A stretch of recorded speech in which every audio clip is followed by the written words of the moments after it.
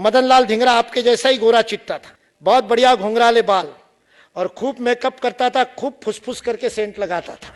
London में पढ़ता था, गोरी मेमों को पटाने का काम था, हट्टा खट्टा और मस्त नाचता था। उस समय तो ये आपके कान में लगे होते, वैसे MP3 तो थे नहीं, तो उस समय वो भूंगड़ा लेकर के, ग्रामोफोन लेकर के इधर उधर जाता था। एक दिन भूंगड़े पे गाना लगा हुआ है ग्रामोफोन पे और सब नाच रहे, और गलती से पहुंच गया भारत भवन के नीचे। ऊपर में स्वतंत्रवीर सावरकर क्रांतिकारियों की बैठक ले रहे और नीचे मदनलाल धिंगरा का तमाशा चल रहा है। नीचे की आवाज ऊपर तक गई। सावरकर ने गुस्सा होकर के वरदराजन नाम के दूसरे क्रांतिकारी को कहा, वरद जाओ देखो, ये अंग्रेज मेरी माँ को, भारत माँ को लूटते और यहां आकर के अय्याशी करते हैं। बालकनी से वरदराज ने नीचे झुक करके देखा, वापस जाकर के गर्दन नीचे झुका करके खड़ा रहा। सावरकर ने कहा, तू क्यों गर्दन झुका रहा है?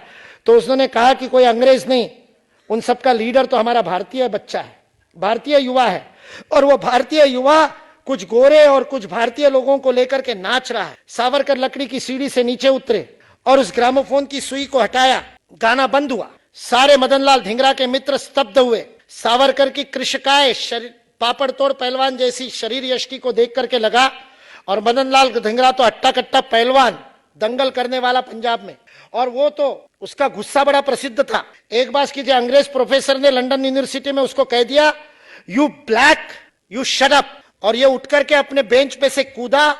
उस प्रोफेसर को पटकनी थी, उसके नाक पे एक मुक्का जड़ा, नाक से खून का फव्वारा निकला। मदनलाल भी खून से रंगा और प्रोफेसर भी। मदनलाल प्रोफेसर का कहता है, now I am not black, you are not white, both are red. ऐसा मदनलाल धिंगरा। लोगों को लगा सावरकर की कुछ नहीं होगी, लेकिन सावरकर की जलती आंखों ने मदनलाल धिंगरा की आंखों में आंखें डाल करके प्रश्न पूछा, क्या इसीलिए तेरी मां ने दूध पिलाया था? वह भारत मां का जनाजा निकला है, परतंत्र राष्ट्र है, गुलामी में भारत मां तप रही है और तुम यहां पर तमाशे कर रहे हो? क्या तुम्हारे माता पिता ने इसीलिए यहां पढ़ने के लिए भेजा है? मदनलाल धिंगरा गर्दन नीची करके चला गया। 3 दिन बाद सावरकर के पास लौटा और कहा, मुझे भी क्रांति के पथ पर ले लो। सावरकर ने कहा, तुम्हारे जैसा अय्याश, तुम क्या करोगे क्रांति के पथ पे?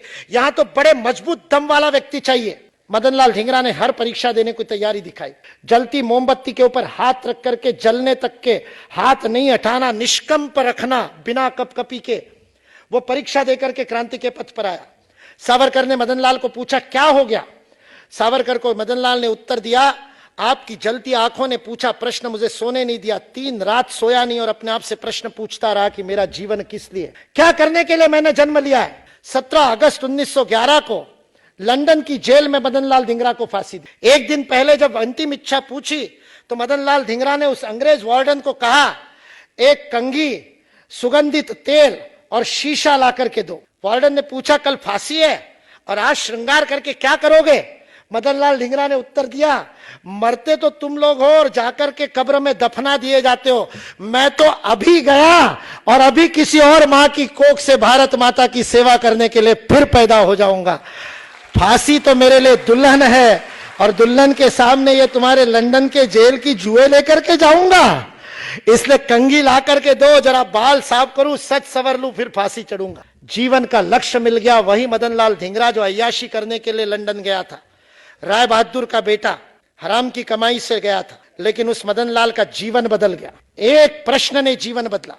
और बाद में जब सावरकर उससे मिलने गए, फांसी से 15 दिन पहले सावरकर जेल में मिलने गए और मदनलाल धिंगरा सावरकर को प्रश्न पूछता है, मेरी आंखों में तुम्हें मृत्यु का भय तो नहीं दिखाई दे रहा? और सावरकर उत्तर देते हैं, मदन, तुम्हारी आंखों में मुझे स्थितप्रज्ञ भगवत गीता के योगेश्वर कृष्ण के स्थितप्रज्ञ भाव दिखाई दे रहे। जीवन में कभी एक श्लोक न पढ़ने वाला, कभी गुरुद्वारे नहीं गया, कभी मंदिर नहीं गया, किसी भगवान को नहीं माना, वह मदनलाल धिंगरा भगवान कृष्ण के समतुल्य हो गया, क्योंकि उसको जीवन का लक्ष्य मिल गया कि मेरा जीवन भारत माता के लिए। जिसको जीवन का लक्ष्य मिलता है वो महान बनता है।